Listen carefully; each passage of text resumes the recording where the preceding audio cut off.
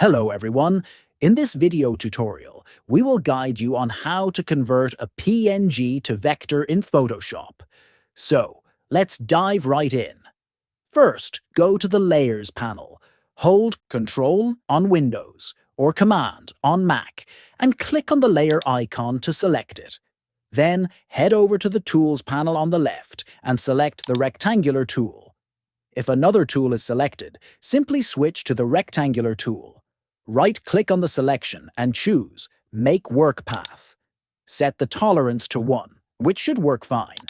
Next, select the Direct Selection tool from the Tools panel by holding down on it and choosing it. Right-click on the path and select Create Vector Mask. You've now created a vector. Press Enter to finalize it. When you resize the image, you'll notice it doesn't lose quality because it's a vector. To save your vector, head to the File menu and select Export, followed by Export As. Here, you'll be presented with various file format options. For vector-based images, choose either SVG or EPS, and there you have it.